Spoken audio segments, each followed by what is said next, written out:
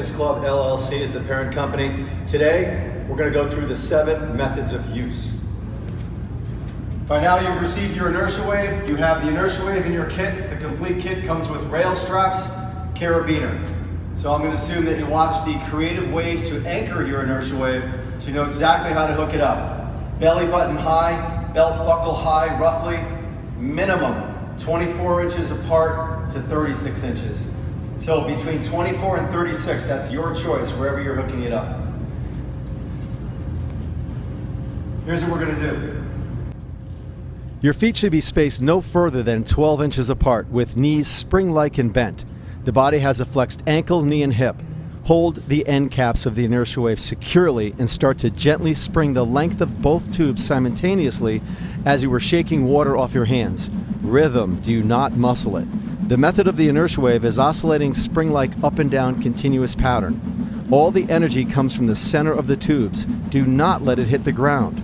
If you hear the wind sound, you know you're doing it correctly.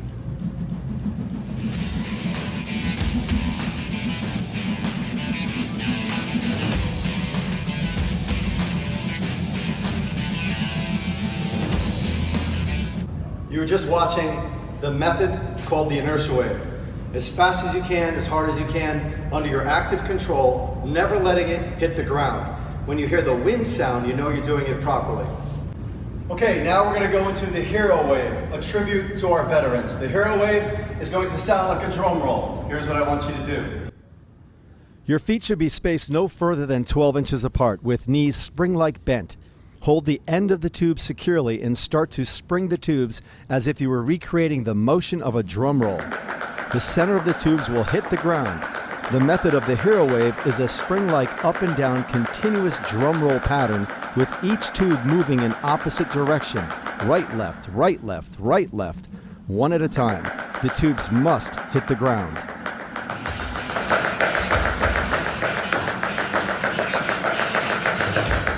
You just witnessed the Hero Wave, a tribute to our veterans. Now we're going to transition into what's called the crossfire.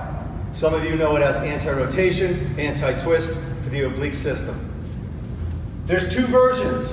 I'm going to show you the training wheel version, which I highly recommend for you and your clients in the beginning. Watch the transition because I'm going to go from 2 hands and I'm going to release my hands. Here's what I'd like you to do. Your feet should be spaced no further than 12 inches apart with knees spring-like and bent. Drive your elbows back and grab both tubes. Hold both tubes closely to your belly. The body has a flexed ankle, knee, and hip during the crossfire method. Hold the end cap securely and start to transversely flutter both tubes simultaneously on a horizontal plane. Both tubes move together. Both tubes are simultaneously rocked on a horizontal plane. Now release your hands slowly and let the tubes follow each other.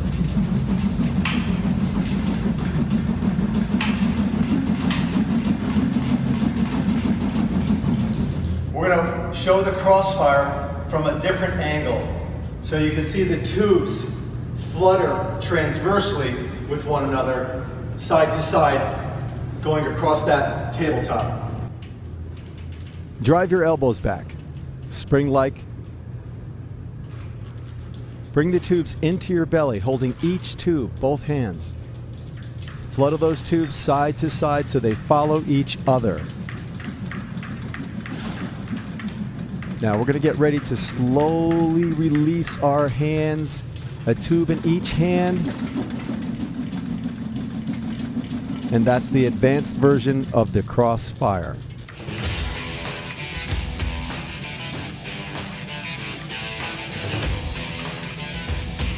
Always remembering that your feet are never more than 12 inches apart. Take advantage of the instability or the unstable surface to engage more core musculature as well as the superficial muscle that expand over certain numbers of joints that are responsible for strength and power. You want the best of both worlds. If you have a wide base of support platform, you're not going to get the benefits of the Inertia Wave. It's not a battle rope. Totally different and far more beneficial. So here's what we're going to do now. Just now you just watched the crossfire. You saw the training wheel version, which was 2 hands together. so I could have a predictable outcome, so that was working fine. Then I released my hands.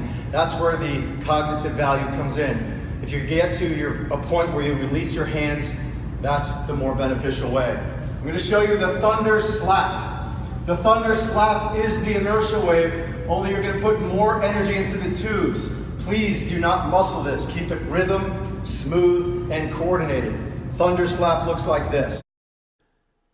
Your feet should be spaced no further than 12 inches apart. Hold the end cap securely and drive your elbows back. Now act as if you're performing the method of the inertia wave.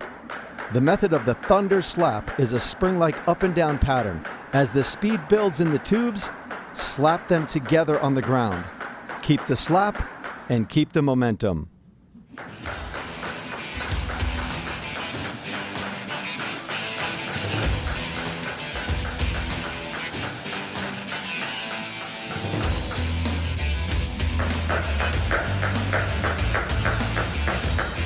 Just learned the thunder slap. Now we're going to go into the double over. I notice a lot of people at home or at the facilities are doing double over where the tubes are going in together and they're slapping against one another.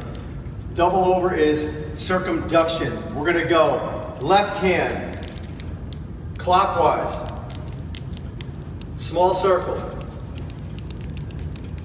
Right hand, counterclockwise, small circle.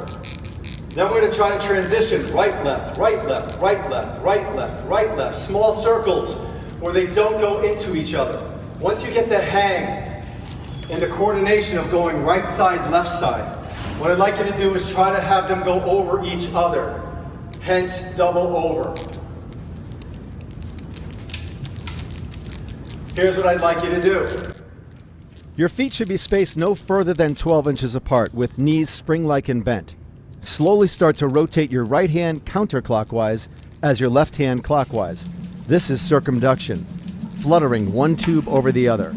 Stay loose in the wrist. Listen for that wind sound. The method of the double over is a fluttering circle, one over the other.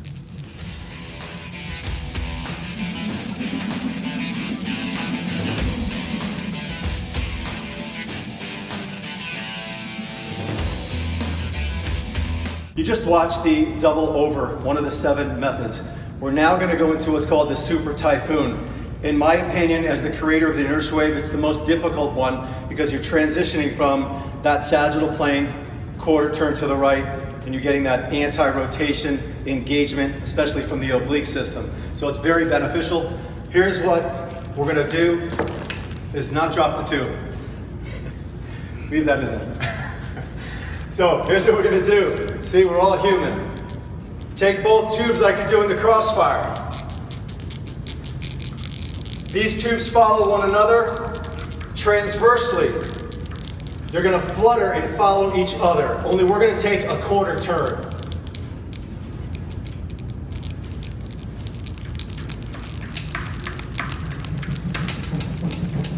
10.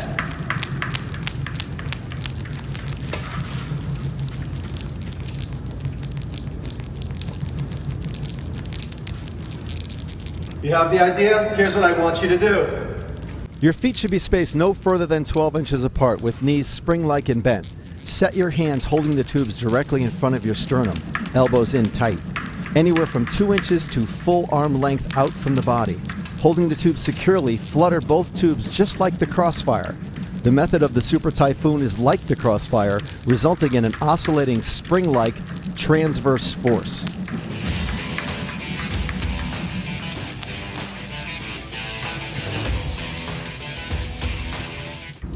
Now what you just watched was the super typhoon, where it looks like the crossfire, transversely fluttering, the energy stays in the center of the tubes, and the tubes follow each other.